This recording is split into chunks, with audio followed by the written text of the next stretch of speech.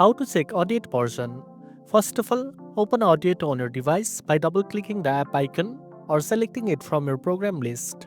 Once Audiate is fully open and running, take a look at the top menu bar and locate the option labeled Help. Click on the Help menu and from the drop-down list that appears, choose the option called About Audiate.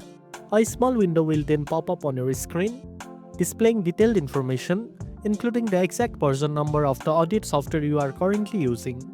If you want to make sure that you have the most recent version installed, you can visit the official Audiate website to compare your version or check for available updates. It is important to keep your Audiate software updated regularly because these updates often include useful new features, bug fixes, and important security improvements.